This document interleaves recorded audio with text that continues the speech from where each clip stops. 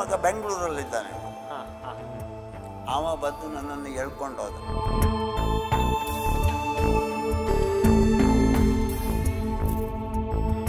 ವ್ಯವಸ್ಥೆಗಳ ಬಗ್ಗೆ ಏನು ಹೇಳಲಿಕ್ಕಿಲ್ಲ, ಎಲ್ಲ ಅನುಕೂಲ ಇದೆ. ಎಲ್ಲ ಹೌದು. 8 ವರ್ಷಕ್ಕೊಂದು ಸ್ಟಾರ್ಟ್ ಆಯ್ತು, ಮತ್ತೆ 3 ವರ್ಷ ಇದೆ.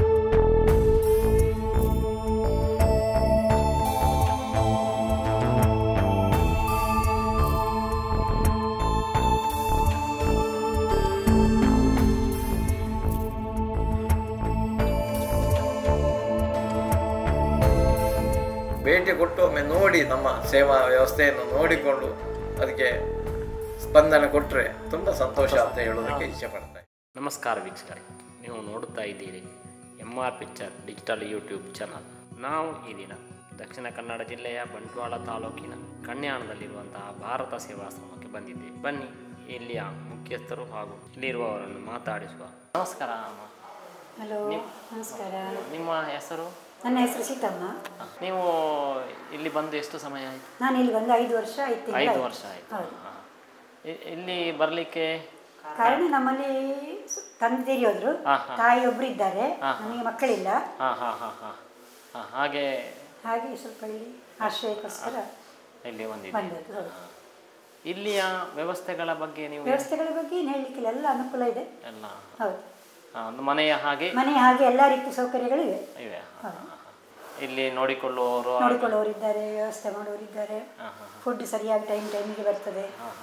ಮತ್ತೆ ಅವರವರ ಕೆಲಸ ಕೂಡುವವರು ಅವರವರ ಕೆಲಸ ಮಾಡಿಕೊಳ್ಬಹುದು, ಕೂಡದವರಿಗೆ ಅವರೇ ಮಾಡುವ ವ್ಯವಸ್ಥೆ ಉಂಟು. ರೂಮ್ ಕ್ಲೀನ್ ಮಾಡಿಕೊಡ್ತಾರೆ, ಬಟ್ಟೆ ಒಗೆದು ಕೊಡ್ತಾರೆ, ಎಲ್ಲ ಮಾಡಿಕೊಡ್ತಾರೆ. ಓಕೆ ಅಮ್ಮ, ಥ್ಯಾಂಕ್ ಯು ಸರ್. ನಮಸ್ಕಾರ. ನಮಸ್ಕಾರ. ನಿಮ್ಮ ಹೆಸರು? ನನ್ನ ಹೆಸರು ಕೆ ವೆಂಕಟರಮಣ ಭಟ್ಟ. ನಮ್ಮ ಊರು ಕಾಟುಕುಕ್ಕೆ, ಪೆರ್ಲ, ಕಾಸರಗೋಡು. ಸರ್, ಇಲ್ಲಿ ಬಂದು ಎಷ್ಟು ಸಮಯ ಆಯಿತು? ಇಲ್ಲಿ ಬಂದು ಒಂದು 5-6 ತಿಂಗಳಾಯಿತು. 5-6 ತಿಂಗಳಾಯಿತು. ನೀವು ಕಾಟುಕೆಯಿಂದ ಇಲ್ಲಿ ಬಂದಿದ್ದೀರಿ? ಕಾಟುಕೆಯಿಂದಲೇ ನಾನು ಇಲ್ಲಿಗೆ ಬಂದದ್ದಲ್ಲ. ಅಲ್ಲ, ನಾನು ಕಾಟುಕುಕ್ಕೆಯಿಂದ ಜಾಗ ಮಾರಾಟ ಮಾಡಿದೆ. ಮಾರಾಟ ಮಾಡಿ ಮೈತ್ರಿ ವಿಟ್ಲದಲ್ಲಿ, ಮೈತ್ರಿ ಗುರುಕುಲದಲ್ಲಿ ಇದ್ದೆ. ಅಲ್ಲಿ ನನಗೇನು ತೊಂದರೆ ಇರಲಿಲ್ಲ. ಎಲ್ಲ ನಮ್ಮ ಖುಷಿ ಪ್ರಕಾರ ನಡ್ಕೊಂಡು ಹೋಗಿದ್ದು. ತುಂಬ ಜಾಗ ಇತ್ತದು. ಆಯಿತಾ? ಹಾಗೆ ಒಂದು 3 ಎಕರೆ ಜಾಗ ನನಗೆ ಬಿಟ್ಟಿದ್ದಾರೆ ಅವರು, ಕೃಷಿ ಮಾಡಲಿಕ್ಕೆ, ತರಕಾರಿಗೆ. ಹೇಳಿ ನಮಗೆ ಕೃಷಿ ಅದಕ್ಕೆಲ್ಲ ಅನುಭವ ಯಾರೂ ಹೇಳುವುದು ಬೇಡ, ಎಲ್ಲ ಅನುಭವ ನನಗಿದೆ. ಹಾಗಿದ್ದ ಕಾರಣ ನಾನು ಅದನ್ನು ಅವರಿಗೆ ಗೊತ್ತಿದ್ದ ಕಾರಣ ಅವರು ಏನು ಅದರಲ್ಲಿ ಹೇಳಿಲ್ಲ. ನೀವು ಖುಷಿ ಇದ್ದಾಗ ನನ್ನ ಹತ್ರ ಹೇಳಿದ್ದಾರೆ, ಯಾರು ಈ ಥರದಲ್ಲಿ ಇಲ್ಲಿ ತರಕಾರಿ ಮಾಡಿದವರು ಇಲ್ಲ ಅಂತ ಹೇಳಿ. ಗುಂಟ ಹಾಕಿ ಗುಂಟದಲ್ಲಿ ಸೌತೆಕಾಯಿಯನ್ನು ಹೇಗೆ ಕಟ್ಟುವುದು ಅಂತ ಹೇಳಿ ಸಹ ಅದು ನನಗೆ ಗೊತ್ತುಂಟು. ಅದನ್ನು ಎಲ್ಲ ಕಟ್ಟಿ ಬೇಕಾದಾಗ ಅಲ್ಲಿಗೆ ನನ್ನ ಮಗ 3ನೇ ಮಗ ಬೆಂಗಳೂರಲ್ಲಿದ್ದಾನೆ. ಅವ ಬಂದು ನನ್ನನ್ನು ಎಳ್ಕೊಂಡು ಹೋದ. ಎಳ್ಕೊಂಡು ಹೋಗಿ ನನ್ನ ಹತ್ರ 10 ಲಕ್ಷ ರೂಪಾಯಿ ಇದ್ದದನ್ನು ಅವ ತಿಂದ, ತಗೊಂಡ. ಅದೆಲ್ಲ ಸ್ವಲ್ಪ ಕೊಟ್ಟಿದ್ದಾನೆ. 12 ವರ್ಷ ದುಡಿದಿದ್ದೇನೆ ನಾನು ಮಜಾ ಮಾಡಿದ ಜಾಗದಲ್ಲಿ, ಪಾರ್ಪಜೆಯಲ್ಲಿ. ನಾನು ಈಗ 12 ವರ್ಷ ದುಡಿದದ್ದಕ್ಕೆ 10 ಪೈಸೆ ಕೊಡಲಿಲ್ಲ ಅವನು.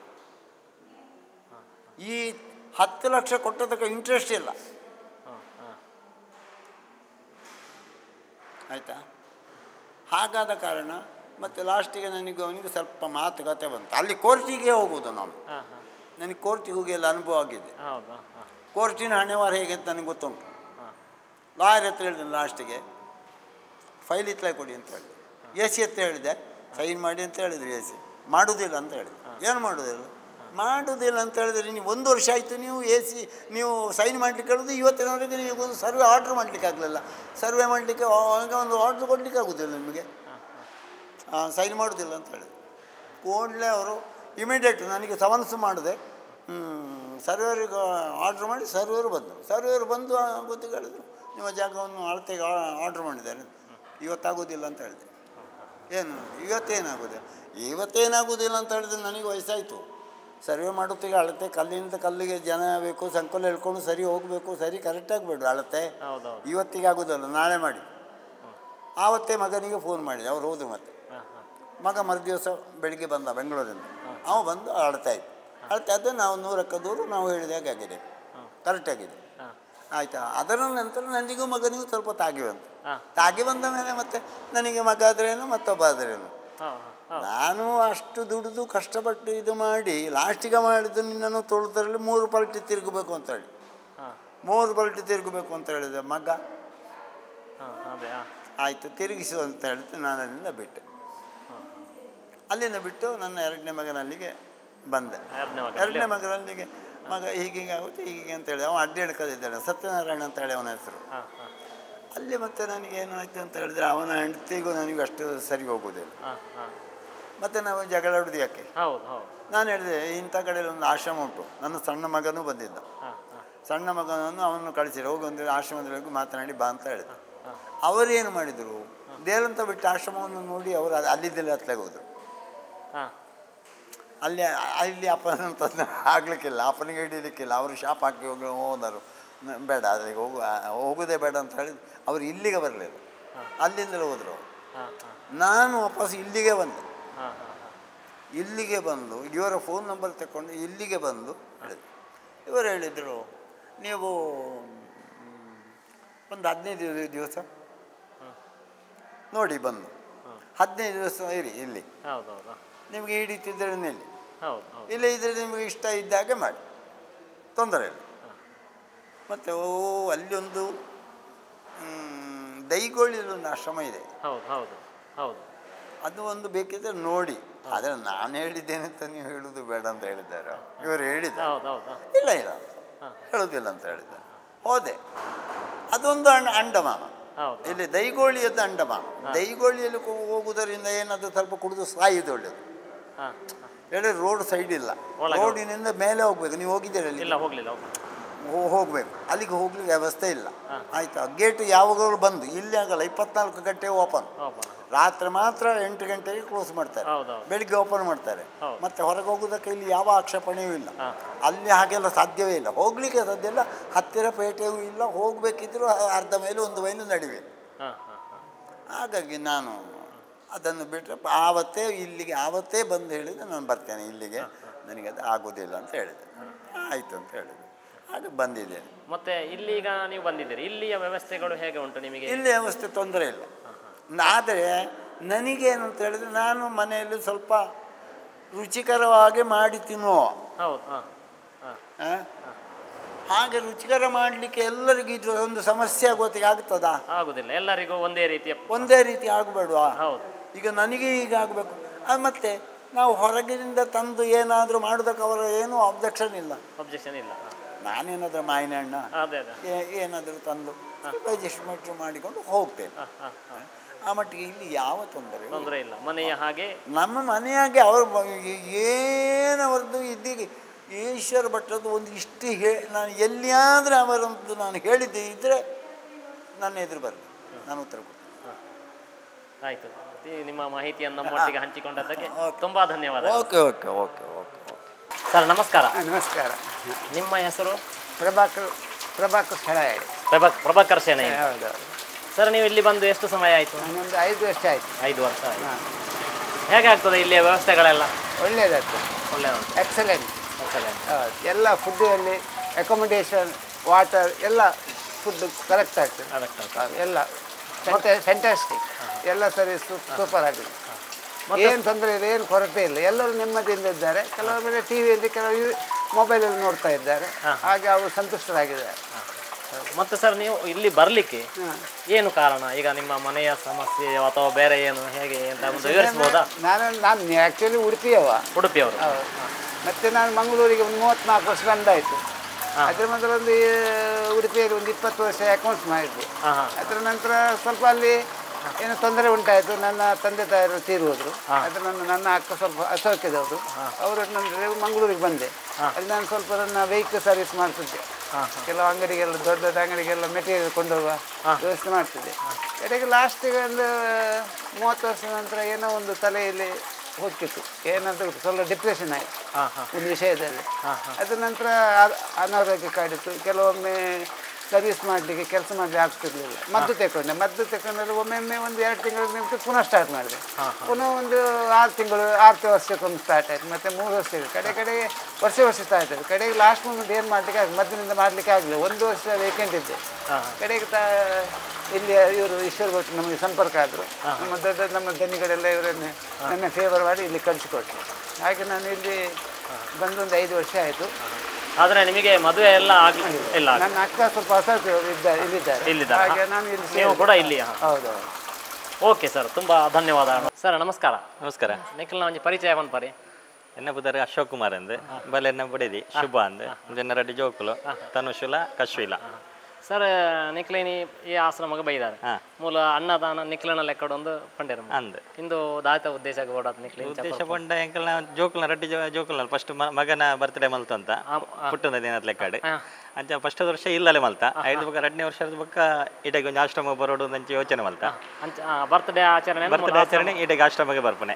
ಆ ಬರ್ತ್ಡೇ ಎಂಕಲ ಇಲ್ಲದಲ್ಲ ಬೇತದಲ್ಲ ಮಲ್ಪಜ ಮೂಲ ಬರ್ತದ ಪ್ರಾರ್ಥನೆ ಬರ ಮನ್ಪೇರಿ ಅರೆ ಅದು ಪ್ರಾರ್ಥನೆ ಮಾಡ್ತದ ಬಕ್ಕ ಒಂಜಿ ಆ ಉದ್ದೇಶ ನಂಚ ಮಲ್ತ ಇತ್ತೆ ರೆಡ್ಡಿ ಜೋಕುಲ್ನಲ್ಲ ಮೂಲೆ ಬರ್ತ್ಡೇ ಮೂಲೆ ಆಚರಣೆ ಮೂಲ ಒಂಜಿ ಇತ್ತನ ಮಾಂತ ಪೂರ ಕೆಲವು ಸ್ವೀಟ್ ಪೂರ ಬೊಕ್ಕ ನಿಕ್ಲೆ ಇದೆಗೆ ಕೊರಡು ನಾನೈತೆ ಬೇತೆ ಕೆಲವು ದಿಕ್ಕುಂಡು ದೇವಸ್ಥಾನಗಳುಂಡು ಅದು ಪಂಡ ಏನ್ ದುಂಬೂರದಕ್ಕ ಮೂಲ ಶಾಲೆ ಪೋಪನವರು ಒಂದು ಕೈತಾಳೆ ಅಪ್ಪಗರದ ಹೆಂಗೆ ಒಂದು ಆಶ್ರಮ ತೂವಂತೆ ಅಂಚ ಅದೊಂಜಿ ನನ್ನ ಜೋಕುಲ ಒಂಜಿ ಭವಿಷ್ಯ ಪಡೋದು ಅಕ್ಲೆ ಕಷ್ಟದಾದ ಅದು ಪಂಡ ಮುಲ್ಪದೊಂದು ವಿಷಯ ಗೊತ್ತಾಪುಂಡು ಪ್ರಾಯದಕ್ಲಿನ ಬಗ್ಗೆ ಬೊಕ್ಕ ಈ ಜೋಕುಲ್ನಲ್ಲ ಅಕ್ಲೆಗ್ಲ ಒಂಜಿ ಖುಷಿ ಆವಡು ಪಂಡದು ಮಾತ್ರ ಉದ್ದೇಶ ಅಂಚ ಅವು ಒಂಜಿ ಮಲ್ತ ಬೊಕ್ಕ ಮೂಲೆಡ್ಡೆ ಸಂಪರ್ಕಲ ಎಡ್ಡೆ ನಮಗೆ ಪಲ ನಿರಂತರ ಪೋಂದು ಬರೋದು ಪಂಚಾಯತ್ ಮೂಲೆ ಮಲ್ಪುಗ. ಅಮ್ಮ ನಮಸ್ಕಾರ. ನಮಸ್ತೆ. ನಿಮ್ಮ ಹೆಸರು? ಸರಿತಾ ಭಟ್. ನಾನು ಈಶ್ವರ್ ಭಟ್ರವರ ಮತ್ತೆ ಧೀರೇಂದ್ರನಾಥ್ ಭಟ್ಟಾಚಾರ್ಯ ಅವರ ಮಗಳು. ಫೌಂಡರ್ ಮಗಳು ನಾನು. ಹೌದು. ನೀವು ಈ ಆಶ್ರಮದಲ್ಲಿ ಏನೆಲ್ಲ ಜವಾಬ್ದಾರಿ ಮಾಡ್ತಾ ಇದ್ದೀರಿ? ನಾನು ಇಲ್ಲಿ ಅಕೌಂಟೆಂಟ್ಸ್, ಆಶ್ರಮದ ಫುಲ್ ಅಕೌಂಟ್ಸ್ ನಾನು ಬರೆಯೋದು. ಮತ್ತೆ ಬಾಕಿ ಎಲ್ಲ ಇಲ್ಲಿ ಆಗ ಹೋಗುವ ಕೆಲಸಗಳನ್ನೆಲ್ಲ ನೋಡಿಕೊಳ್ತೇನೆ. ಅಕೌಂಟ್ಸ್ ಮೇನ್ ನನ್ನ ಅಕೌಂಟ್ಸ್, ಬಾಕಿ ಫುಲ್ ಎಲ್ಲ ಜವಾಬ್ದಾರಿಗಳನ್ನು ತಗೊಳ್ತೇನೆ. ಅಮ್ಮ ನಮಸ್ಕಾರ. ನಮಸ್ಕಾರ.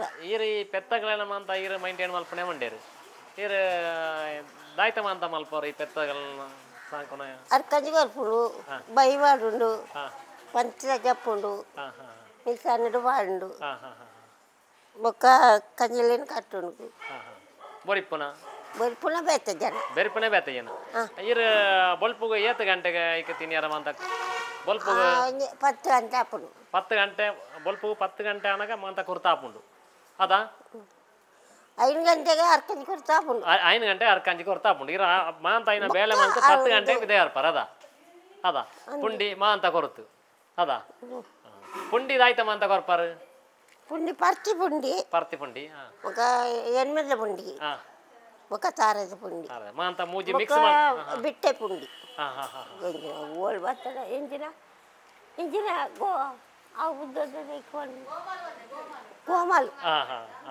ಎಂದು ಮಾಂತ ಮಿಕ್ಸ್ ಮಲ್ತ ಮಾಂತ ಈಗಲ ಕೊರ್ಪಾರು ಅದೇ ఒక ಏತ್ ಪೆತ್ತಲು ಉಂಟು ಮೂಲು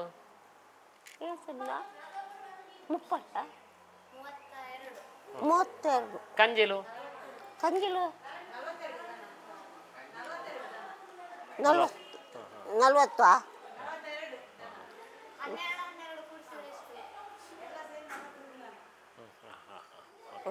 ಸರಿ 12 ಕಂಜಿಲು ಓಕೆ ಇರಕ್ಕೆ ಇಂಚ ಆಪುಂಡು ಮೂಲು అప్పమ్మలేరు అల్ప అమ్మలేరు అన్నలేరు అక్కలేరు మాతర్లేరు ఈరేగ మూలు ಖುಷಿ ಆಪುಂಡು ಈರೆ ಏತ್ ವರ್ಷದ ಮೂಲು ಬೇಲೆ ಅಂತ ಉಳ್ಳಾರು ಮೂಲೆ ಇಂದು ಇಲ್ಲಿ ಬಂಡದ ಮೂಲು ಉಳ್ಳಾರತೆ ಏತ್ ವರ್ಷ ಹಿಡ್ದು ಬೊಕ 20 ವರ್ಷ ಹಿಡ್ದು ಬೊಕ ಮೂಲೆ ಇಂದು ಇರ್ನ ಇಲ್ಲಿ ಬಂಡದ ಇರೆ ಮೂಲು ಉಳ್ಳಾರ ಅದೇ ಅಂದೆ ನೆಲ ಅವ್ವನ್ನೆ ಅವಳ ಅಮ್ಮಲ್ಲೇರು ಅವಳಕೊಳ್ಳೋದಿಲ್ಲೇರು ಅಂದಿ ಅವಳ ಅಕ್ಕಲ್ಲೇರು ಅಕ್ಕನಕ್ಕಳು 4 ಜನ లేరు అక్కనక్కలు 4 జన ఉల్లేరు అన్నవరి అన్నే మేరు ఆ బచ్చిన నుంచి అన్నే మేరే మేరే అన్నే కుదరార్న ఇసర బట్రు సరి అలా ಮಸ್ತ್ ಮಸ್ತ್ ಮಸ್ತ್ ಥ್ಯಾಂಕ್ಸ್ ಅಮ್ಮ ಥ್ಯಾಂಕ್ ನಮಸ್ಕಾರ ನಮಸ್ಕಾರ ಇರ್ನ ಪುದಾರ ಅಮಿತಾ ಅಂತ ಇರು ಮುಳ್ಳು ದಾಯ್ತ ಅಂತ ಮಲ್ತ ಪಾರ ಮೂಲ ಅರ್ಕಂಜಿ ಬರುಪ್ಪೆ ಬೊರಿಪ್ಪೆ 5 ಗಂಟೆಗೆ ಹಾಕುದು ಅರ್ಕಂಜಿ ಬರೋದು ಬೊರಿಪ್ಪೆ ಬೊಕ್ಕ ಕಿದಾಡಿಪೆರಿಂದ ಕಿದಾಡಿಪ್ಪೆ ಬೊಕ್ಕ ಅಂಬಿ ತಿರುಗಾವೆ ಬೈ ಕನೆರ್ತಾನೆ ಪಂತಿ ಕನೆರ ಬೋಪೆ ಪ್ರಾಯ ತಕ್ಲಿನ ಪೂರ ತುಪ್ಪೆನು ಪ್ರಾಯ ತಕ್ಲ ಮತ್ತು ಪಾರ ಒನಸು ಕೊಲ್ಪಿನ ಮೀಪವನ ಪೂರ ದೆಕ್ಕುನ ಪೂರ ಎಂಕ್ಲೆ ಇಂದು ಏತ್ ವರ್ಷ ಹೊತ್ತು ಕೈರು ಮುಳ್ಳುಲ್ಲಾರ ನಾನು 5 ವರ್ಷ ಆಡು ವರ್ಷ ಅಂಡ ಮುಳ್ಳು ಇರ್ನ ಇಲ್ಲ ದುಂಬು ಇಲ್ಲ ಕುಡ್ಲ ಅಕುಲು ಪೂರ ಏರ್ಲೈಜ್ಜರ ಅಂಚ ಮೂಲ ಬತ್ ಮೂಲ ಉಲ್ಲಾರ ಮೂಲ ಇರೆ ಎಂಚ ಮತ ಅಂತ ತೂ ಒಂದು ಬೇರೆ ಹುಷಾರು ಇಲ್ಲ ಲೆಕ್ಕನೆ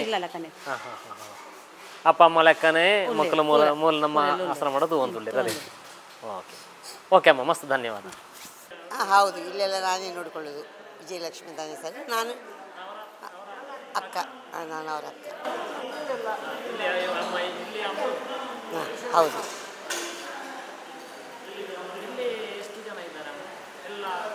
ಒಟ್ಟು 100 ಜನ ಇದ್ದಾರೆ ಇಲ್ಲಿ. ಒಟ್ಟು ಹೆಂಗಸರು ಗಂಡಸರು ಎಲ್ಲ ಸೇರಿ, ಮಕ್ಕಳು ಇದ್ದಾರೆ, ಸ್ವಲ್ಪ ಮಕ್ಕಳಿದ್ದಾರೆ. ನೀವು ಬಂದು ಎಷ್ಟು ವರ್ಷ ಆಯಿತು? 38 ವರ್ಷ ಆಯ್ತು ಇಲ್ಲಿ ಬಂದು. ಅಲ್ಲಿ 35 ವರ್ಷ ಆಯ್ತು ಟೋಟಲ್. ಅಡಿಗೆದೆಲ್ಲ ವ್ಯವಸ್ಥೆ ಇವರೇ.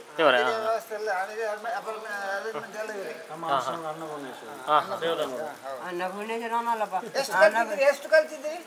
ನಾನು SLC ಕಲಿತು ಟೈಪು. ಎಷ್ಟು ಇಲ್ಲಿ ವರ್ಷ ಆಯ್ತು. ಇಲ್ಲಿ 14 ವರ್ಷ ಆಯ್ತು ಇಲ್ಲಿ ಬಂದು. ನೀವು ಎಷ್ಟು ವರ್ಷದಲ್ಲಿ ಇಲ್ಲಿ ಬಂದಿದ್ದೀರಿ? 23-24 ಏನೋ. ನಿಮ್ಮ ಮನೆ ಆದರೆ ನಿಮ್ಮ ಮನೆ ಮೊದಲು ಮಂಗಳೂರಲ್ಲಿ. ಚಿತ್ತೋಡಾಗಿ ಹತ್ರ ವೆಂಕಟರಾಮ ದೇವಸ್ಥಾನದಲ್ಲಿ ಇದ್ದದ್ದು ನಾನು. ನಿಮಗೆ ಯಾರು ಅಣ್ಣ ತಮ್ಮ ತಂದೆ? ಅಣ್ಣ ತಮ್ಮ ಇಲ್ಲ, ತಮ್ಮ ಸತ್ತಿದ್ದಾನೆ. ಅಣ್ಣ ಸೇಲ ನನಗೆ, ನಾನು ಒಬ್ಬಳೇ ಇರೋದು. ಇವರು ನಮ್ಮ ಆಶ್ರಮದ ಸ್ಥಾಪಕರಾದ ಧೀರೇಂದ್ರನಾಥ್ ಭಟ್ಟಾಚಾರ್ಯರವರ ಧರ್ಮಪತ್ನಿ ಶ್ರೀಮತಿ ಸರೋಜಿನಿ ಅಮ್ಮ. ಇವರು ಕೂಡ ಈ ಆಶ್ರಮದ ಒಂದು ಸ್ಥಾಪನೆಗೆ, ನಂತರದ ಅಭಿವೃದ್ಧಿಗೆ ತುಂಬ ಹೃದಯದ ತನ್ನಿಂದ ಆದ ಎಲ್ಲ ಸೇವೆಯನ್ನು ನೀಡಿ, ಹಾಗೆ ಚಿಕ್ಕ ಚಿಕ್ಕ ಮಕ್ಕಳನ್ನು ಉತ್ತಮ ರೀತಿಯಲ್ಲಿ ಅವರನ್ನು ಮೇಲೆ ತಂದು ಎಲ್ಲ ಮಕ್ಕಳಿಗೆ ಕೂಡ ಅಮ್ಮನ ರೀತಿಯಲ್ಲಿ ತನ್ನ ಸೇವೆಯನ್ನು ನೀಡ್ತಾ ಇದ್ದಾರೆ ಸರೋಜಿನಿ ಅಮ್ಮನವರು. ತಮ್ಮ ಯಾವುದೇ ರೀತಿಯ ಒಂದು ಆಸೆ ಆಕಾಂಕ್ಷೆಗಳನ್ನು ಬಿಟ್ಟು ಈ ನಿರ್ಭಾಗ್ಯರ ಸೇವೆಗೆ ತಮ್ಮನ್ನು ತಾವು ತೊಡಗಿಸಿಕೊಂಡಂತಹ ಮಾತೆ ಇವರು. ಆಶ್ರಮದ ಪ್ರತಿಯೊಂದು ಅಭಿವೃದ್ಧಿ ಕಾರ್ಯಗಳಲ್ಲಿಯೂ ಕೂಡ ಇವರದ್ದೊಂದು ಸಹಕಾರ ಇದ್ದೇ ಇದೆ. ಯಾಕೆಂದರೆ ಮನೆ ವಾರ್ತೆ ನೋಡಿಕೊಳ್ಳೋದು, ಇಲ್ಲಿಯ ನಿವಾಸಿಗಳನ್ನು ನೋಡಿಕೊಳ್ಳುವುದು, ಅವರಿಗೆ ಬೇಕಾದಂಥ ಬೇಕು ಬೇಡಗಳನ್ನೆಲ್ಲ ಪೂರೈಸುವುದು, ಇಂಥದ್ದಲ್ಲೆಲ್ಲ ಅಮ್ಮನವರು ಹೆಚ್ಚಿನ ಮುತುವರ್ಜಿಯನ್ನು ವಹಿಸಿ ಎಲ್ಲರಿಗೂ ಅಮ್ಮನಾಗಿ ಆಶ್ರಮದ ಒಂದು ಆಧಾರ ಸ್ತಂಭವಾಗಿದ್ದಾರೆ ಅಂತ ಹೇಳಿದರೂ ಕೂಡ ತಪ್ಪಾಗಲಿಕ್ಕಿಲ್ಲ. ಇಂತಹ ವ್ಯಕ್ತಿಯನ್ನು ನಿಮಗೆ ಆಶ್ರಮದ ಮೂಲಕವಾಗಿ ಪರಿಚಯ ಮಾಡುವುದಕ್ಕೆ ನಾವು ತುಂಬ ಸಂತೋಷ ಪಡ್ತಾ ಇದ್ದೇವೆ. ಸರ್ ನಮಸ್ಕಾರ. ನಮಸ್ತೆ. ಈ ಆಶ್ರಮ ಫೌಂಡ್ರ ಬಗ್ಗೆ ಸ್ವಲ್ಪ ನಮಗೆ ಹೇಳಬೇಕು. ಸರಿ. ಹಾಗೆ ಸರ್, ಇದು ಹೇಗೆ ಸ್ಥಾಪನೆ ಆಯಿತು, ಇದು ಹೇಗೆ ನಡೀತಾ ಉಂಟು, ಇದರ ಬಗ್ಗೆ ಸ್ವಲ್ಪ ನಮಗೆ ಮಾಹಿತಿ ಕೊಡಬೇಕು ಸರ್. ಸರಿ. ಈ ಆಶ್ರಮ 1964ರಲ್ಲಿ ಆರಂಭ ಆಯಿತು. 1964ರಲ್ಲಿ ಈ ಕನ್ಯಾನ ಹೇಳುವಂಥ ಕುಗ್ರಾಮದಲ್ಲಿ ಆಶ್ರಮ ಆರಂಭ ಆಯಿತು. ಇದರ ಸ್ಥಾಪಕರು ಧೀರೇಂದ್ರನಾಥ್ ಭಟ್ಟಾಚಾರ್ಯ ಅಂತ. ಇವರು ಪೂರ್ವ ಬಂಗಾಳದವರು. 1947ರಲ್ಲಿ ಭಾರತ ಪಾಕಿಸ್ತಾನ ವಿಭಜನೆ ಆಗುವಾಗ ಅಲ್ಲಿಂದ ನಿರಾಶ್ರಿತರಾಗಿ ನಮ್ಮ ಭಾರತಕ್ಕೆ ಬಂದವರು. ಹಾಗೆ ಜೀವನಕ್ಕೆ ಬೇಕಾಗಿ ಪೊದ್ದರ್ ಆ್ಯಂಡ್ ಕಂಪನಿ ಹೇಳುವಂಥ ಒಂದು ಮೈನಿಂಗ್ ಕಂಪನಿಯಲ್ಲಿ ಉದ್ಯೋಗಕ್ಕೆ ಸೇರಿಕೊಂಡು ಕನ್ಯಾನದ ಈ ಗುಡ್ಡವನ್ನು ಕಳಂಜಿಮಲೆ ಗುಡ್ಡೆ ಅಂತ ನಾವು ಕರಿತೇವೆ. ಈ ಕಳಂಜಿಮಲೆ ಗುಡ್ಡೆಯಲ್ಲಿ ಕಬ್ಬಿಣದ ಅದುರು ಇದೆ ಅಂತ ಅದನ್ನು ಸಂಶೋಧನೆ ಮಾಡಲಿಕ್ಕೆ 1960ರಲ್ಲಿ ಕನ್ಯಾನಕ್ಕೆ ಬಂದರು ಭಟ್ಟಾಚಾರ್ಯ. ಬರುವಾಗ ಇಲ್ಲಿ ತುಂಬ ಒಂದು 10-15 ಲೋಡ್ ಕಬ್ಬಿಣದ ಅದುರು ತೆಗೆದಿದ್ದಾರೆ ಇಲ್ಲಿ. ಆದರೆ ಅದು ಟ್ರಾನ್ಸ್ಪೋರ್ಟೇಷನ್ ಎಲ್ಲ ತುಂಬ ಕಾಸ್ಟ್ಲಿ ಆಗ್ತದೆ ಅಂತೇಳಿ ಅವರಿಗೆ ಕೆಲಸ ನಿಲ್ಲಿಸಿ ಬೇರೆ ಕಡೆಗೆ ಟ್ರಾನ್ಸ್ಫರಿಗೆ ಆರ್ಡರ್ ಬಂತು. 60ರಲ್ಲಿ ಈ ಕನ್ಯಾನ ಹೇಳುವಂಥದ್ದು ಒಂದು ಕುಗ್ರಾಮ ಆಗಿತ್ತು. 3 ಹೊತ್ತಿನ ಊಟಕ್ಕೂ ಜನ ಕಷ್ಟಪಡ್ತಾ ಇದ್ದರು. ದಿವಾಸಲು ಇವರ ಟೆಂಪರರಿ ಆಫೀಸಿನ ಎದುರು 25-30 ಜನ ಕ್ಯೂ ನಿಲ್ಲೋದಂತೆ. ಸ್ವಾಮಿ ಏನಾದರೂ ಕೆಲಸ ಕೊಡಿ, ಮಕ್ಕಳಿಗೆ ಇವತ್ತು ಹೊತ್ತು ಊಟ ಹಾಕ್ತೇವೆ ಮನೆಯಲ್ಲಿ ಅಂತೇಳಿ. ಇದನ್ನೆಲ್ಲ ನೋಡಿ ಅವರ ಮನಸ್ಸಿಗೆ ಬೇಜಾರಾಗಿ ಸಮಾಜಕ್ಕೆ ಏನಾದರೂ ಒಂದು ಸೇವೆ ಮಾಡುವ ಅಂತ ನಿರ್ಧಾರ ಮಾಡಿದರು. ಏನು ಸೇವೆ ಮಾಡಬೇಕು ಅಂತ ಗೊತ್ತಾಗಲಿಲ್ಲ. ಯಾಕೆಂದರೆ ಭಾಷೆ ಬರೋದಿಲ್ಲ, ಊರ ಪರಿಚಯ ಇಲ್ಲ, ಜನರ ಪರಿಚಯ ಇಲ್ಲ, ಎಂಥ ಸೇವೆ ಮಾಡಬೇಕು ಅಂತ ಗೊತ್ತಾಗಲಿಲ್ಲ. ಕಡೆಗೆ ಹಾಗೆ ಧ್ಯಾನಾಸಕ್ತರಾಗಿ ಕೂತು ಅದರ ಮೂಲಕವಾಗಿ ಒಂದು ಆಶ್ರಮ ಸ್ಥಾಪನೆ ಮಾಡಬೇಕು ಹೇಳುವಂಥ ಒಂದು ಅವರ ಅಭಿಪ್ರಾಯ ಏನೋ ದೇವರ ಮೂಲಕವಾಗಿ ಬಂತು ಅಂತ ಅವರು ಹೇಳ್ತಾಯಿದ್ರು. ಹಾಗೆ ಕಂಪನಿಗೆ ರಾಜೀನಾಮೆಯನ್ನು ಕೊಟ್ಟು 1964ರಲ್ಲಿ ಇದೇ 10 ಸೆನ್ಸು ಜಾಗದಲ್ಲಿ ಒಂದು ಮುಳಿಹುಲ್ಲಿನ ಶೆಡ್ ಮಾಡಿ 5 ಅನಾಥ ಮಕ್ಕಳಿಂದ ಈ ಆಶ್ರಮ ಆರಂಭ ಆಯಿತು. ಈಗ ಸಾಧಾರಣ ಒಂದು 61 ವರ್ಷದಿಂದ ಈ ಆಶ್ರಮ ಸಮಾಜಕ್ಕೆ ತಮ್ಮ ಉಪಯುಕ್ತ ಸೇವೆಯನ್ನು ಸಲ್ಲಿಸ್ತಾ ಇದೆ. ಈಗ ಮೇಯ್ನಾಗಿ ಯಾವುದೇ ಜಾತಿ ಮತ ಭೇದವಿಲ್ಲದೆ, ಲಿಂಗಗಳ ಭೇದವಿಲ್ಲದೆ ಯಾರಿಗೆ ಅಗತ್ಯ ಉಂಟು ಸೇವೆಯನ್ನು ಅಂಥವರಿಗೆ ಈ ಆಶ್ರಮ ಸೇವೆಯನ್ನು ಸಲ್ಲಿಸ್ತಾ ಬಂದಿದೆ. ಎಷ್ಟು ವರ್ಷಗಳಲ್ಲಿ ಈಗ ಮುಖ್ಯವಾಗಿ ಆರಂಭ ಆದ್ದು ಅನಾಥ ಮಕ್ಕಳಿಗೆ ಅಂತೇಳಿ, ಆಮೇಲೆ ಕೆಲವು ಸನ್ನಿವೇಶಗಳು ಬಂತು, ವೃದ್ಧರಿಗೆ ಕೂಡ ಇವತ್ತು ಸೇವೆ ಅತಿ ಅಗತ್ಯವಾಗಿದೆ ಅಂತೇಳಿ ಕಂಡುಕೊಂಡರು ನಮ್ಮ ಆಶ್ರಮದ ಸ್ಥಾಪಕರಾದ ಧೀರೇಂದ್ರನಾಥ್ ಭಟ್ಟಾಚಾರ್ಯರು. ಹಾಗೆ ಸಾಧಾರಣ ಒಂದು 1972ರ ನಂತರ ಆಶ್ರಮದಲ್ಲಿ ವೃದ್ಧಾಶ್ರಮ ಕೂಡ ಕಾರ್ಯಚಟುವಟಿಕೆಗಳನ್ನು ಮಾಡಲಿಕ್ಕೆ ಆರಂಭ ಆಯಿತು. ಈಗ 3 ಕಡೆಯಾಗಿ ಆಶ್ರಮ ತನ್ನ ಸೇವೆಯನ್ನು ನಿರ್ವಹಿಸ್ತಾ ಇದೆ. ಒಂದು ಇದು ಮೇಯ್ನ್, ಇನ್ನು ನೆಕ್ಸ್ಟಿಗೆ ದ್ವಾರಕಾಮಾಯಿ ಅಂತೇಳಿ ಇನ್ನೊಂದು ಇದೆ, ವಾರ್ಡ್ ಇದೆ, ಅಲ್ಲಿಯೂ ವೃದ್ಧರಿದ್ದಾರೆ. 36 ಜನ ವೃದ್ಧರು ಅಲ್ಲಿ ಇದ್ದಾರೆ. ಈ ಕನ್ಯಾನ ಮೇಯ್ನಲ್ಲಿ ಇದರಲ್ಲಿಯೂ ಕೂಡ ಇವತ್ತು 82 ಮಂದಿ ಇಲ್ಲಿ ನಿವಾಸಿಗಳಿದ್ದಾರೆ. ಹೌದು. ಆಮೇಲೆ ನಮ್ಮ ಸೇವಾಧಾಮ ಅಂತೇಳಿ ಅಲ್ಲಿ ಕೂಡ ಇವತ್ತು ವೃದ್ಧರಿಗೆ ನಾವು ಆಶ್ರಯ ಮಾಡಿದ್ದೇವೆ. ಅದರಲ್ಲಿ 25 ಎಕರೆ ಜಾಗ ಇದೆ. ಅದರಲ್ಲಿ ಗೋಶಾಲೆ ಕೂಡ ಮಾಡಿದ್ದೇವೆ. ಅಲ್ಲಿ ಗೋಶಾಲೆಯಲ್ಲಿ ಸಾಧಾರಣ ಒಂದು 80 ಹಸುಗಳು, ಎತ್ತುಗಳೆಲ್ಲ ಇದೆ. ಎಸ್ಪೆಷಲಿ ಈ ಪೊಲೀಸ್ ಡಿಪಾರ್ಟ್ಮೆಂಟಿನವರು ಅದನ್ನು ಎತ್ತುಗಳನ್ನು ಹಿಡಿದು ಇಲ್ಲಿ ತಂದು ಹಾಕ್ತಾ ಇದ್ದಾರೆ. ಅದರ ಆರೈಕೆಯನ್ನು ನಾವು ಆಶ್ರಮದಲ್ಲಿ ಮಾಡ್ತಾ ಇದ್ದೇವೆ. ಆಮೇಲೆ ಯಾವುದೇ ರೀತಿಯ ಹಸುಗಳಿಂದ ಆಶ್ರಮಕ್ಕೆ ಒತ್ತಡ ಬರಬಾರ್ದು ಹೇಳುವಂಥ ದೃಷ್ಟಿಯಲ್ಲಿ, ಅಂದರೆ ಆರ್ಥಿಕವಾದಂಥ ಹೊರೆ ಬೀಳಬಾರ್ದು ಹೇಳುವಂಥ ದೃಷ್ಟಿಯಲ್ಲಿ ಮ್ಯಾಕ್ಸಿಮಮ್ ಆಗಿ ಆ ಹಸುಗಳಿಂದ ಬರುವಂಥ ಬೈ ಪ್ರಾಡಕ್ಟನ್ನು ನಾವು ಉಪಯೋಗ ಮಾಡಿಕೊಂಡಿದ್ದೇವೆ. ಒಂದನೇದಾಗಿ ಅಡಿಗೆಗೆ ಗ್ಯಾಸ್. ಈ ಗೋಬರ್ ಗ್ಯಾಸಿನ ಮೂಲಕವಾಗಿ ಅಡಿಗೆಯನ್ನು ಆಶ್ರಮದಲ್ಲಿ ನಿರ್ವಹಣೆ ಮಾಡ್ತಾ ಇದ್ದೇವೆ. ಇನ್ನು 25 ಎಕರೆ ಜಾಗದಲ್ಲಿ ಕೃಷಿಯನ್ನು ಅಭಿವೃದ್ಧಿ ಮಾಡಿದ್ದೇವೆ. 500 ತೆಂಗಿನ ಗಿಡ, ಆಮೇಲೆ ಒಳ್ಳೆ ಮೆಣಸು, ಆಮೇಲೆ ಹಣ್ಣು ಹಂಪಲ ಗಿಡಗಳು, ಅಡಿಕೆ ಗಿಡಗಳು, ಅದೇ ರೀತಿ ಗೇರು ಕೃಷಿ, ರಬ್ಬರ್ ಕೃಷಿ ಇಂಥದ್ದನ್ನು ಅಲ್ಲಿ ಮಾಡಿದ್ದೇವೆ. ಹಾಗೆ ಈ ಗೊಬ್ಬರದಿಂದ ಬಂದಂಥ ಗೊಬ್ಬರವನ್ನು ನಾವು ಇದಕ್ಕೆ ಕೃಷಿಗೆ ಬೇಕಾಗಿ ಅದನ್ನು ವಿನಿಯೋಗಿಸ್ತೇವೆ.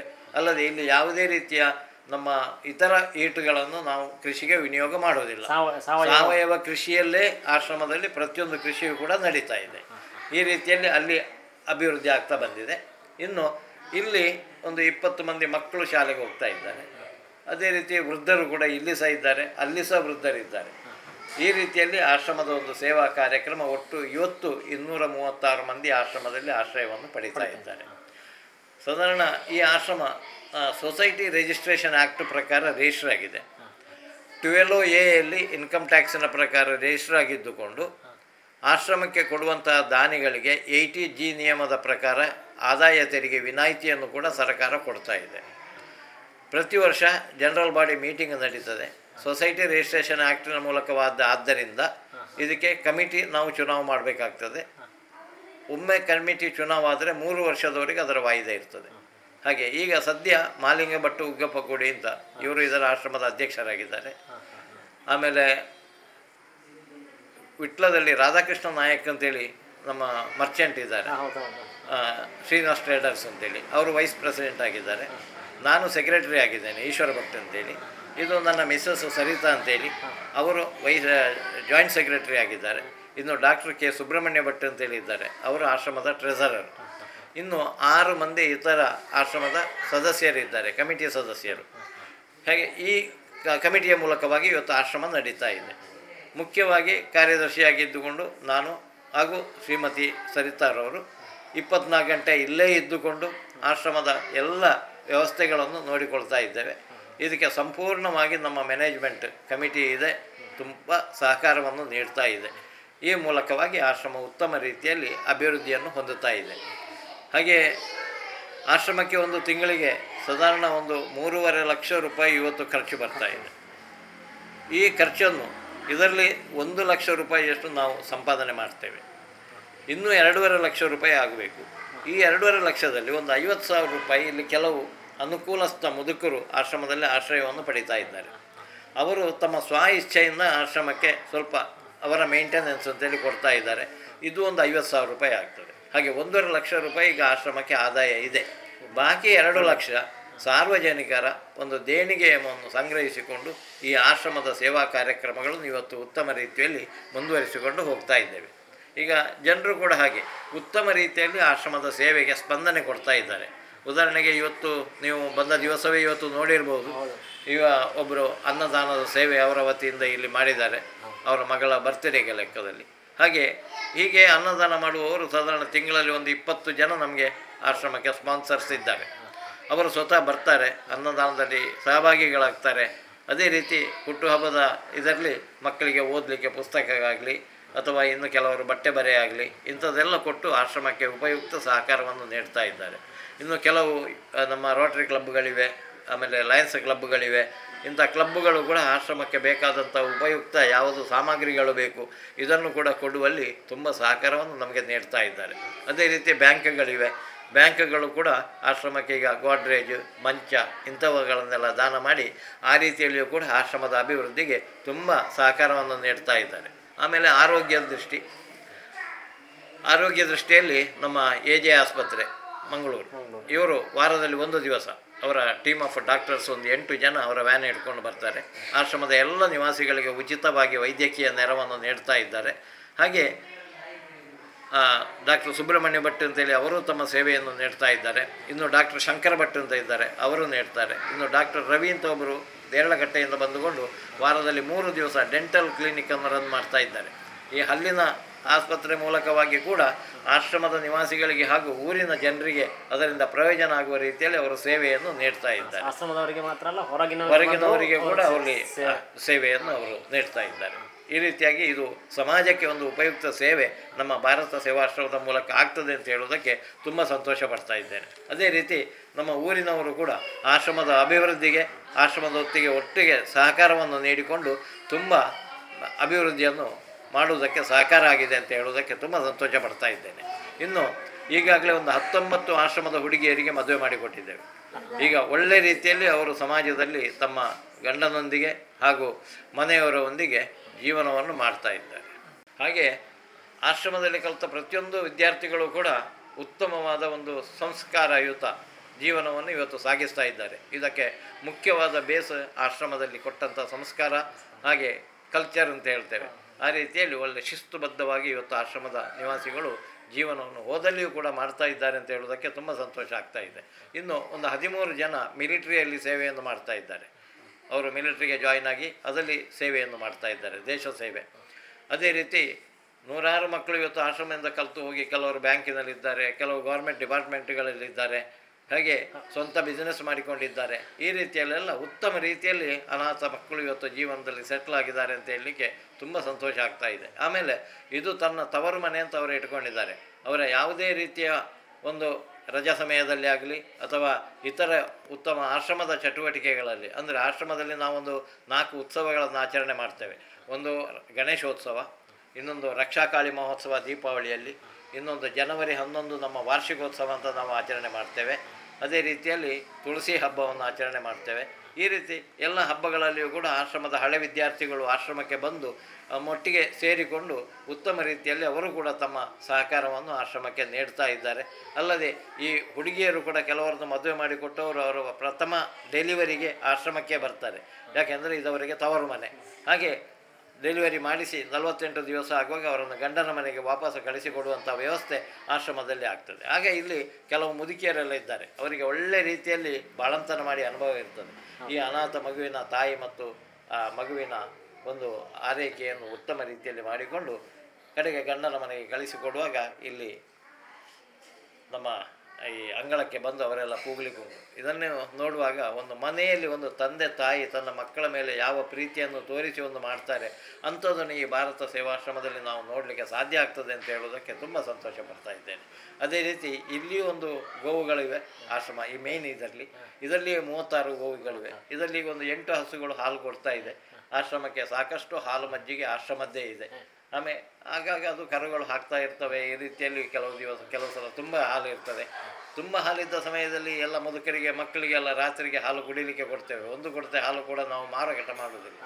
ಯಾಕೆಂದರೆ ಇಲ್ಲಿ ಸಂಬಳಕ್ಕೆ ಬೇಕಾಗಿ ದುಡಿಯುವವರು ಯಾರೂ ಇಲ್ಲ. ಎಲ್ಲ ಇವರು ಕೂಡ ಆಶ್ರಮದ ಹಿತಚಿಂತನೆಯನ್ನು ಇಟ್ಟುಕೊಂಡು ಈ ರೀತಿ ಆಶ್ರಮವನ್ನು ನಮ್ಮದೇ ಮನೆ ಅಂತ ತಿಳ್ಕೊಂಡು ಎಲ್ಲ ಕೆಲಸಗಳನ್ನು ಮಾಡ್ತಾರೆ.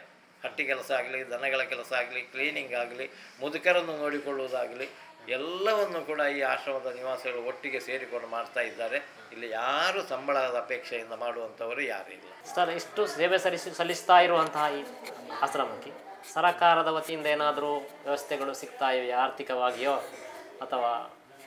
ಮೊದಲು ಈ ಆಶ್ರಮಕ್ಕೆ ಆರಂಭದಲ್ಲಿ ಸ್ವಲ್ಪ ರೇಷನ್ ಮೂಲಕವಾಗಿ ಸಹಕಾರ ಕೊಡ್ತಾ ಇದ್ದು. ಆಮೇಲೆ ನಿಧಾನದಲ್ಲಿ ಅದು ನಿಂತಿತು. ಆಮೇಲೆ ಈ ಒಂದು ಡೆಸ್ಟ್ಯೂಟ್ ಕಾಟೇಜ್ ಅಂತೇಳಿ ಒಂದು 50 ಮಕ್ಕಳಿಗೆ ಗ್ರ್ಯಾಂಟನ್ನು ಕೊಡ್ತಾ ಇದ್ರು. ಅದು ಕೂಡ ಈಗ ಸದ್ಯಕ್ಕೆ ನಿಂತಿದೆ. ಈಗ ಒಂದು 3 ವರ್ಷದಿಂದ ಆ ಗ್ರ್ಯಾಂಟು ಕೂಡ ಬರ್ತಾ ಇಲ್ಲ. ಹಾಗೆ ಸರ್ಕಾರದಿಂದ ಮುದುಕರಿಗಂತೂ ಯಾವ ಗ್ರ್ಯಾಂಟು ಬರುವುದಿಲ್ಲ. ಮತ್ತು ಕೆಲವರು ಮುದುಕರಿಗೆ ನಾವು ಇಲ್ಲಿ ಓಲ್ಡ್ ಏಜ್ ಪೆನ್ಷನ್ ಎಲ್ಲ ಮಾಡಿಸಿಕೊಟ್ಟಿದ್ದೇವೆ. ಅದು ಏನಾಗ್ತದೆ ಅಂತ ಹೇಳಿದರೆ ಅದನ್ನು ಅವರು ಆಶ್ರಮಕ್ಕೆ ಕೊಡುವುದಿಲ್ಲ. ಬಂದಂಥ ಪೆನ್ಷನ್ಗಳನ್ನು ಅವರವರೇ ಇಟ್ಟುಕೊಂಡು ಮೆಲ್ಲಗೆ ಕನ್ಯಾನಪೇಟೆಗೆ ಹೋಗಿ ಅವರಿಗೆ ಬೇಕಾದ ಇಷ್ಟವಾದಂಥ ವಸ್ತುಗಳನ್ನು ತಗೊಂಡು ಬಂದು ಅವರವರೇ ಇಟ್ಟುಕೊಂಡು ತಿಂತಾರೆ. ನಾವು ಕೂಡ ಅದನ್ನು ನೀವು ಆಶ್ರಮಕ್ಕೆ ಕೊಡಬೇಕು ಅಂತೇಳಿ ಒತ್ತಡ ಹಾಕೋದಿಲ್ಲ. ಯಾಕೆಂದರೆ ಅವರು ಹಿರಿಯರು, ಅವರಿಗೊಂದು ಆಶೆಗಳು ಇರ್ತವೆ ಮನಸ್ಸಿನಲ್ಲಿ. ನಾವು ಯಾಕೆ ಅದಕ್ಕೆ ಅಡ್ಡ ಮಾಡಬೇಕು ಅಂತೇಳಿ ನಾವು ಮಾಡೋದಿಲ್ಲ. ಹಾಗೆ ಸರ್ಕಾರದಿಂದ ಯಾವುದೇ ರೀತಿಯ ಫೆಸಿಲಿಟಿ ಆಶ್ರಮಕ್ಕೆ ಸಿಗ್ತಾ ಇಲ್ಲ. ಆದರೆ ಸಾರ್ವಜನಿಕರು ಉತ್ತಮ ರೀತಿಯಲ್ಲಿ ಆಶ್ರಮದ ಸೇವೆಯನ್ನು ಮನಗಂಡು ತಮ್ಮ ಸಹಾಯವನ್ನು ನೀಡ್ತಾ ಇದ್ದಾರೆ. ನಿಜವಾಗಿಯೂ ಈ ಒಂದು ಸರ್ಕಾರ ಮಾಡಬೇಕಾದಂಥ ಕೆಲಸವನ್ನು ನಾವು ಮಾಡ್ತಾ ಇದ್ದೇವೆ. ಈ ಹಿರಿಯರನ್ನು ನೋಡಬೇಕಾದ್ದು ಅದೆಲ್ಲ ಸರ್ಕಾರದ ಕೆಲಸ, ಒಂದು ಕೆಲಸ, ಅದನ್ನು ನಾವು ಮಾಡ್ತಾ ಇದ್ದೇವೆ. ಅಟ್ಲೀಸ್ಟ್ ಈಗ ಸರ್ಕಾರದವರು ನಮಗೆ ಅದಕ್ಕೊಂದು ಪ್ರೋತ್ಸಾಹ ಕೊಟ್ಟರೆ ಇನ್ನೂ ಹೆಚ್ಚಿನ ರೀತಿಯಲ್ಲಿ ನಾವು ಇದನ್ನು ಮುನ್ನಡೆಸಿಕೊಂಡು ಹೋಗೋದಕ್ಕೆ ಸಾಧ್ಯ ಆಗ್ತದೆ. ಅಥವಾ ಈ ನಿವಾಸಿಗಳಿಗೆ ಉತ್ತಮ ಫೆಸಿಲಿಟಿಯನ್ನು ಕೊಡೋದಕ್ಕೆ ನಮ್ಮಿಂದ ಸಾಧ್ಯ ಆಗ್ತದೆ. ಹಾಗೆ ಸರ್ಕಾರದವರು ಕೂಡ ತಮ್ಮ ಅನುದಾನವನ್ನು ಇಂಥ ಸಂಸ್ಥೆಗಳಿಗೆ ಕೇಳಿ, ನಮ್ಮದು ಅಂತ ಅಲ್ಲ, ಇಂಥ ಸೇವೆಯನ್ನು ಮಾಡುವಂತಹ ಪ್ರತಿಯೊಂದು ಸಂಸ್ಥೆಗಳಿಗೆ ಒಂದು ನಿರ್ದಿಷ್ಟವಾದ ಒಂದು ಅನುದಾನವನ್ನು ನೀಡಿ ಆ ಮೂಲಕವೂ ಸಹಕಾರ ನೀಡಿದರೆ ಖಂಡಿತವಾಗಿಯೂ ನಮ್ಮ ದೇಶ ಒಂದು ಉತ್ತಮ ರೀತಿಯಲ್ಲಿ ನಡೆಯುವುದಕ್ಕೆ ಸಾಧ್ಯ ಆಗ್ತದೆ ಅಂತ ಹೇಳುವುದಕ್ಕೆ ಇಚ್ಛೆ ಪಡ್ತಾ ಇದ್ದೇವೆ. ಸರ್, ಹಾಗೆಯೇ ಈಗ ಈ ವೃದ್ಧಾಶ್ರಮ ಅಂತ ಉಂಟು. ಈಗ ಅನುಕೂಲ ಉಂಟು, ಮಕ್ಕಳಿದ್ದಾರೆ, ಆದರೂ ವೃದ್ಧಾಶ್ರಮಕ್ಕೆ ಸೇರಿಸ್ತಾರೆ ಮಕ್ಕಳು. ಅದರ ಬಗ್ಗೆ ತಾವು ಏನು ಹೇಳಲಿಕ್ಕೆ ಇಚ್ಛಿಸ್ತೀರಿ? ಈಗ ಒಂದನೇದಾಗಿ ಮಕ್ಕಳಿಗೆ ಒಳ್ಳೆ ಜಾಬ್ ಸಿಕ್ಕಿಕೊಂಡು ಅವರು ಹೊರಗಡೆ ಎಲ್ಲ ಇರ್ತಾರೆ. ಇಂಥ ಸಮಯದಲ್ಲಿ ಈ ಪ್ರಾಯದವರು ಇಲ್ಲಿ ಊರಿನಲ್ಲಿ ಇದ್ದುಕೊಂಡು ತಮ್ಮ ಜೀವನವನ್ನು ನಡೆಸಬೇಕಾಗ್ತದೆ. ಒಬ್ಬರೇ ಮನೆಯಲ್ಲಿ ಇರಬೇಕಾಗ್ತದೆ, ಅಥವಾ ಇಬ್ಬರು ಗಂಡ ಹೆಂಡತಿ ಇಬ್ಬರು ಇದ್ದಾರೆ ಅಂತ ಆದರೆ, ಒಂದು ವೇಳೆ ಅವರಿಗೆ ಅನಾರೋಗ್ಯ ಬಂತು ಅಂತ ಆದರೆ ಅವರನ್ನು ನೋಡಿಕೊಳ್ಳುವ ವ್ಯವಸ್ಥೆ ಎಲ್ಲಿಯೂ ಇರುವುದಿಲ್ಲ. ಇದಕ್ಕಾಗಿ ಅವರ ಮಕ್ಕಳು ಏನು ಮಾಡ್ತಾರೆ, ನಮ್ಮ ತಂದೆ ತಾಯಿಯವರು ಸೇಫ್ ಆಗಿರಲಿ ಅಂತೇಳಿ ಯಾವುದಾದ್ರೂ ಆಶ್ರಮವನ್ನು ಹುಡುಕುತ್ತಾರೆ. ಇಂಥ ಸಮಯದಲ್ಲಿ ಈಗ ಒಂದು ರೀತಿಯಲ್ಲಿ ತಂದೆ ತಾಯಿಯನ್ನು ನೋಡಿಕೊಳ್ಬೇಕಾದ್ದು ಕರ್ತವ್ಯ ಮಕ್ಕಳದ್ದು. ಹಾಗೆ ಅಂತೇಳಿ ಅನಿವಾರ್ಯ ಆಗಿದ್ದರೆ ನೀವು ನೋಡಲೇಬೇಕು ಅಂತೇಳಿ ಹೇಳಲಿಕ್ಕೆ ಸಾಧ್ಯ ಆಗುದಿಲ್ಲ. ಇಂಥ ಸಮಯದಲ್ಲಿ ಆಶ್ರಮಕ್ಕೆ ಅವರು ಸೇರಿಸ್ತಾರೆ. ಇದು ತಪ್ಪು ಅಂತ ಹೇಳಲಿಕ್ಕೆ ಆಗೋದಿಲ್ಲ. ಆದರೂ ಈಗ ಹಂತದಲ್ಲಿ ಏನಾಗಿದೆ ಅಂತ ಹೇಳಿದರೆ, ಕೆಲವರು ಸ್ವ ಇಚ್ಛೆಯಿಂದ ತಮ್ಮ ತಂದೆ ತಾಯಿಯನ್ನು ನೋಡಿಕೊಳ್ತಾ ಇದ್ದಾರೆ ಅಂತೇಳಿ ಅವರ ಮೇಂಟೆನೆನ್ಸ್ ಅಂತೇಳಿ ಕೊಡ್ತಾರೆ. ಕೆಲವರು ಭಾರಿ ಬೇಜಾರಾಗ್ತದೆ ಹೇಳಲಿಕ್ಕೆ, ತಂದೆ ತಾಯಿಯವರನ್ನು ನೋಡಲಿಕ್ಕೆ ಕೂಡ ಬರೋದಿಲ್ಲ. ಒಮ್ಮೆ ಆಶ್ರಮಕ್ಕೆ ಸೇರಿಸಿ ಹೋದ ಮೇಲೆ ವಾಪಸ್ ಅವರು ಬರುವ ಕ್ರಮ ಅಂತ ಇಲ್ಲ. ಅವರಿಗೆ ಹೇಳಿ ತಿಳಿಸಿದರೂ ಅವರು ಬರುವುದಿಲ್ಲ. ಇದಕ್ಕಾಗಿ ನಾವು ಆಶ್ರಮದ ಮೂಲಕವೇ ಒಂದು ಸ್ಮಶಾನ ಕೂಡ ಇಲ್ಲಿ ಮಾಡಿದ್ದೇವೆ. ಅವರ ಮನೆಯವರು ಯಾರೂ ಬಂದು ಬಾಡಿಯನ್ನು ಕೊಂಡೋಗುವುದಿಲ್ಲ ಡೆತ್ ಆದ ಮೇಲೆ. ಆಗ ನಾವೇ ಅವರ ವಾರಿಸುದಾರರಾಗಿ ಇದ್ದುಕೊಂಡು ನಾವು ಅವರ ಅಂತ್ಯಕ್ರಿಯೆಯನ್ನು ಆಶ್ರಮದಲ್ಲಿ ಮಾಡ್ತೇವೆ. ಹಾಗೆ ಅಂತೂ ಸಾಧಾರಣ 150-200 ಮೇಲೆ ನಾವು ಮಾಡಿದ್ದೇವೆ ಇಷ್ಟು ವರ್ಷಗಳಲ್ಲಿ. ಹಾಗೆ ಅಂದರೆ ಅಲ್ಲ, ಮಕ್ಕಳನ್ನು ಬೆಳೆಸಿ ಅವರು ಒಂದು ಉದ್ಯೋಗಕ್ಕೆ ಸೇರುವವರೆಗೆ ಅಷ್ಟು ಒದ್ದಾಡಿ ಎಷ್ಟು ಒಂದು ಮಕ್ಕಳನ್ನು ಮಾಡಬೇಕು ಅಂತ ಹೇಳಿ ಆ ತಂದೆ ತಾಯಿಗಳಿಗೆ ಮಾತ್ರ ಅದರ ಸಂಗತಿ ಗೊತ್ತು. ಅವಾಗ ಅವರ ಏಜ್ ಆಗ್ತಾ ಬರುವಾಗ ಅವರನ್ನು ಮಕ್ಕಳಂತೆ ನೋಡಿಕೊಳ್ಬೇಕಾದ್ದು ಕರ್ತವ್ಯ ಅಲ್ವಾ? ಖಂಡಿತವಾಗಿ ಹೌದು. ಆಗಿರುವಾಗ ಕೂಡ ಅವರು ಹೀಗೆ ಮಾಡ್ತಾರೆ ಅಂದರೆ ಈ ಸಮಾಜದ ಸಂಗತಿ ಏನು ಅಂತ ಹೇಳಬೇಕು ನಾವು. ಅಂದರೆ ಇವತ್ತು ನಾವು ಏನಾಗಿದೆ ಅಂತ ಹೇಳಿದರೆ, ಈ ಅನ್ಡಿವೈಡೆಡ್ ಫ್ಯಾಮಿಲಿ ಅಂತ ಹೇಳಿ, ಅಂದರೆ ಡಿವೈಡೆಡ್ ಫ್ಯಾಮಿಲಿ ಆಗಿದೆ ಇವತ್ತು. ಒಂದು ಮನೆಯಲ್ಲಿ ತಾಯಿ, ತಂದೆ, 2 ಮಕ್ಕಳು. ಪರಿಸ್ಥಿತಿ ಹಾಗೆ ಆಗಿದೆ. ಮೊದಲಾದರೆ ಹಾಗೆಲ್ಲ ಜಾಯಿಂಟ್ ಫ್ಯಾಮಿಲಿ ಇತ್ತು. ಜಾಯಿಂಟ್ ಫ್ಯಾಮಿಲಿ ಇರುವಾಗ ದೊಡ್ಡಪ್ಪ ಚಿಕ್ಕಪ್ಪ ಅವರು ಇವರು ಅಂತೇಳಿ ಒಂದು ಮನೆಯಲ್ಲಿ ಒಂದು 10-25 ಜನ ಇದ್ದರು. ಆ 25 ಜನ ಇರುವಾಗ ಯಾರಾದರೂ ಹಿರಿಯರನ್ನು ನೋಡಿಕೊಳ್ಳಿಕ್ಕೆ ವ್ಯವಸ್ಥೆ ಇತ್ತು. ಇವತ್ತು ಏನಾಗಿದೆ ಅಂತ ಹೇಳಿದರೆ ಆ ಜಾಯಿಂಟ್ ಫ್ಯಾಮಿಲಿ ಕೂಡು ಕುಟುಂಬ ಹೋಗಿ ಸಿಂಗಲ್ ಕುಟುಂಬ ಆಗಿದೆ. ಒಂದೊಂದೇ ಕುಟುಂಬದಲ್ಲಿ ಇರುವುದರಿಂದ ಈ ಪ್ರಾಬ್ಲಮ್ ಇವತ್ತು ಸೃಷ್ಟಿಯಾಗಿದೆ. ಹಾಗೆ ಈ ಹಿರಿಯರಿಗಾಗಿ ಆಶ್ರಮ ಅಂತ ಹೇಳುವುದು ಇವತ್ತಿನ ಸಮಾಜ ಘಟ್ಟದಲ್ಲಿ ಅನಿವಾರ್ಯ ಆಗಿದೆ ಅಂತೇಳಿ ನಾನು ತಿಳ್ಕೊಳ್ತೇನೆ. ಅಂದರೆ ಮಕ್ಕಳ ಪ್ರೀತಿ ಬೇಕು ಅಂತ ಒಂದು ಪ್ರಾಯದವರಿಗೆ ಇರ್ತದೆ. ಅಂದರೆ ಪ್ರಾಯ ಆದ ಕೂಡಲೇ ಅವರ ಮನಸ್ಸು ಮಕ್ಕಳ ಹಾಗೆ ಆಗಿರ್ತದೆ ಅಂತ ಹೇಳಿ ಖಂಡಿತ ಅವಾಗ ನನ್ನ ಮಗನ ಹಾಗೆ ಬೇಕು, ನನ್ನ ಸೊಸೆ ಹೀಗೆ ಮಾಡಬೇಕು ಅಂತ ಒಂದು ಭಾವನೆ ಇರ್ತದೆ ಅವರಿಗೆ. ಆದರೆ ಇಲ್ಲಿ ಆ ವ್ಯವಸ್ಥೆಯನ್ನು ನೀವು ತಮ್ಮ ಮಕ್ಕಳಂತೆ ನೋಡಿಕೊಳ್ತಾ ಇದ್ದೀರಿ, ಅದು ನಾವೀಗ ಕಂಡಂತ ವಿಷಯ. ಆದರೆ ಅವರ ಮಕ್ಕಳಾಗಿ ಅವರು ಏನು ಕೊಡ್ತಾ ಇದ್ದಾರೆ ಅಂತ ಹೇಳಿ ಒಂದು ಯೋಚಿಸಬೇಕಾದ್ದು ಖಂಡಿತ ಅದು ಪ್ರತಿಯೊಬ್ಬರ ಕರ್ತವ್ಯ. ಇವತ್ತು ಸಮಾಜಕ್ಕೆ ಅದೊಂದು ನಾವು ಮೆಸೇಜನ್ನು ಕೊಡಬೇಕು. ಏನು ಅಂತ ಹೇಳಿದರೆ, ನಮ್ಮನ್ನು ಎಷ್ಟು ಅವರು ಕಷ್ಟದಲ್ಲಿ ಮೇಲೆ ತಂದು ಇವತ್ತೊಂದು ಸಮಾಜದಲ್ಲಿ ನಿಲ್ಲುವಾಗೆ ಮಾಡಿದಂಥ ತಂದೆ ತಾಯಿಗಳನ್ನು ಅವರ ಏಜ್ ಆದಾಗ ಅವರನ್ನು ಕೊಂಡೋಗಿ ಆಶ್ರಮಕ್ಕೆ ಸೇರಿಸುವುದು ಅಂತ ಹೇಳೋದು ತುಂಬ ತಪ್ಪು. ಎಷ್ಟು ಕಷ್ಟ ಆದರೂ ಕೂಡ ಇವತ್ತು ಸಮಾಜದಲ್ಲಿ ಎಷ್ಟೋ ಜನ ಈ ನೇಮಿಸಲಿಕ್ಕೆ ಬೇಕಾಗಿ ವಿ ಸರ್ವ್ ಅಂತೇಳಿ ಕೆಲವು ಸಂಸ್ಥೆಗಳೆಲ್ಲ ಇವೆ. ಅವರ ಮೂಲಕವಾಗಿ ಅವರು ನರ್ಸ್ಗಳನ್ನೆಲ್ಲ ಕೊಡ್ತಾರೆ. ಈಗ ಮನೆಯಲ್ಲೇ ಇಟ್ಟುಕೊಂಡು ಅವರು ನೋಡಿಕೊಳ್ಳುವಂಥ ವ್ಯವಸ್ಥೆಯನ್ನು ಕೂಡ ಮಾಡಬಹುದು.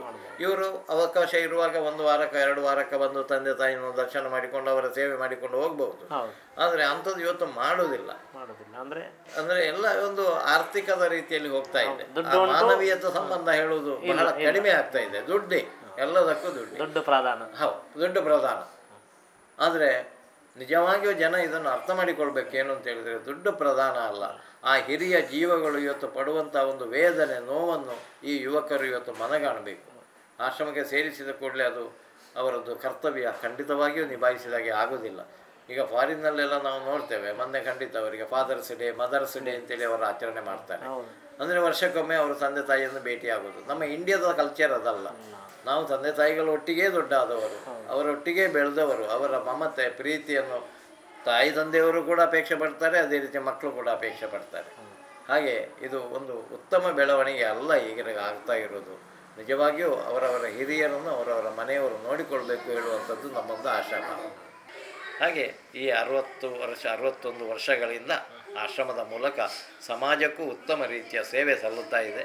ಅದೇ ರೀತಿಯಲ್ಲಿ ಆಶ್ರಮದ ಮೂಲಕವಾಗಿ ಸಮಾಜಕ್ಕೆ ಏನು ಸೇವೆ ಸಲ್ಲಿಸಲಿಕ್ಕೆ ಸಾಧ್ಯ ಉಂಟು ಅದನ್ನು ಯಾವುದೇ ರೀತಿಯ ಫಲಾಪೇಕ್ಷೆ ಇಲ್ಲದೆ ಶ್ರದ್ಧಾ ಭಕ್ತಿಯಿಂದ ಉತ್ತಮ ರೀತಿಯಲ್ಲಿ ನಮ್ಮ ಸೇವೆಯನ್ನು ಸಮಾಜಕ್ಕೆ ನೀಡ್ತಾ ಇದ್ದೇವೆ. ಅದೇ ರೀತಿ ಜನರು ಈ ಆಶ್ರಮಕ್ಕೆ ಇನ್ನೂ ಕೂಡ ಹೆಚ್ಚಿನ ಒಂದು ಸಹಕಾರವನ್ನು ನೀಡಿದಲ್ಲಿ ಈ ಆಶ್ರಮದ ಆರ್ಥಿಕ ಪರಿಸ್ಥಿತಿಗೆ ಅನುಕೂಲ ಆಗ್ತದೆ. ಅಲ್ಲದೆ ಆಶ್ರಮದ ಮೂಲಕವಾಗಿ ಇನ್ನೂ ಹೆಚ್ಚಿನ ಸೇವೆಯನ್ನು ಜನರಿಗೆ ಸಲ್ಲಿಸುವುದಕ್ಕೆ ನಮ್ಮಿಂದ ಸಾಧ್ಯ ಆಗ್ತದೆ ಅಂತ ಹೇಳುವುದಕ್ಕೆ ಇಷ್ಟಪಡುತ್ತಾ, ಮುಂದೆಯೂ ಜನರ ಸಹಕಾರ ಈ ಆಶ್ರಮದ ಮೇಲೆ ಸದಾ ಇರಲಿ ಅಂತ ಅಪೇಕ್ಷಿಸ್ತಾ, ವಿಶೇಷವಾಗಿ ಇವತ್ತು ಯೂಟ್ಯೂಬಿನ ಮೂಲಕವಾಗಿ ನೀವು ನಮ್ಮ ಒಂದು ಇಂಟರ್ವ್ಯೂ ಮಾಡಿ ಇದನ್ನು 10 ಜನರಿಗೆ ತಿಳಿಸುವುದಕ್ಕೆ ನೀವು ಮಾಡುತ್ತಿರುವ ಪ್ರಯತ್ನಕ್ಕೆ ತುಂಬ ಹೃದಯದ ಧನ್ಯವಾದವನ್ನು ಆಶ್ರಮದ ನಿವಾಸಿಗಳ ಪರವಾಗಿ ನಾನು ನಿಮಗೆ ನೀಡುವುದಕ್ಕೆ ಇಚ್ಛೆಪಡ್ತಾ ಇದ್ದೇನೆ. ನಮ್ಮದು ಭಾರತ ಸೇವಾಶ್ರಮ ಕನ್ಯಾನ. ಹಾಗೆ ಅದೇ ರೀತಿ ಮೊಬೈಲ್ ನಂಬರ್ ಕೂಡ, ಯಾಕೆಂದರೆ ಈಗ ಲ್ಯಾಂಡ್ಲೈನ್ ಸರಿ ಇರುವುದಿಲ್ಲ. 9448059645 ನಮ್ಮ ಆಶ್ರಮದ ನನ್ನ ಒಂದು ಮೊಬೈಲ್ ನಂಬರ್. ಯಾವುದೇ ರೀತಿಯ ಇನ್ಕ್ವೈರೀಸ್ ಇದ್ದರೆ ಈ ನಂಬರಕ್ಕೆ ನೀವು ಕಾಂಟ್ಯಾಕ್ಟ್ ಮಾಡಿದರೆ ಅದಕ್ಕೆ ಸರಿಯಾದ ಸಮರ್ಪಕವಾದ ಉತ್ತರವನ್ನು ನಾವು ಕೊಡ್ತೇವೆ.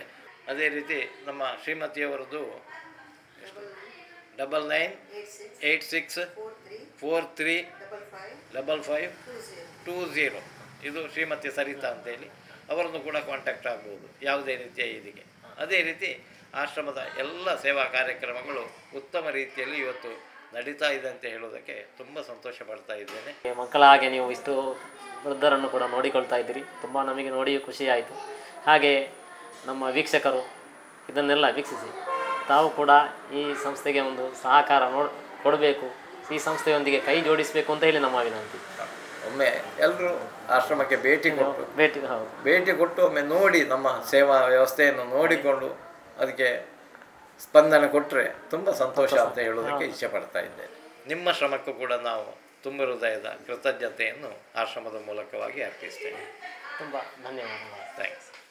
ತಂದೆ ತಾಯಿಯವರು ಮಕ್ಕಳಿಗೆ ಯಾವ ರೀತಿ ಪ್ರೀತಿ ಕೊಡ್ತಾರೋ ಅದೇ ರೀತಿ ಪ್ರೀತಿಯನ್ನು ಕೊಟ್ಟುಕೊಂಡು ಇವರನ್ನು ಸಲಹುತ್ತಿರುವಂತಹ ಈಶ್ವರ ಭಟ್ರವರು ಹಾಗೂ ಅವರ ಧರ್ಮಪತ್ನಿ ಹಾಗೆ ಇದನ್ನು ನೋಡಿಕೊಳ್ಳುತ್ತಿರುವಂಥ ಎಲ್ಲರೂ ಇನ್ನೂ ಅವರ ಸೇವಾ ಕಾರ್ಯಗಳು ಮುಂದುವರಿಯುವಂತೆಯೂ ಇನ್ನೂ ಹೆಚ್ಚಿನ ಪ್ರೋತ್ಸಾಹವನ್ನು ಅವರಿಗೆ ಈ ಸಮಾಜ, ಈ ಜನರು, ನಮ್ಮ ವೀಕ್ಷಕರು ಕೂಡ ನೀಡುವಂತಾಗಲಿ. ಇವರ ಈ ಸೇವಾ ಕಾರ್ಯದೊಂದಿಗೆ ಎಲ್ಲರೂ ಕೈ ಜೋಡಿಸುತ್ತಾಗಿ ಮುನ್ನಡೆಯಲಿ ಅಂತ ಹೇಳುತ್ತಾ ಈ ಒಂದು ಮಾಹಿತಿಗಳನ್ನು ನಮಗೆ ಕೊಟ್ಟದ್ದಕ್ಕೆ ತಮಗೆ ತುಂಬ ಹೃದಯದ ಧನ್ಯವಾದಗಳು.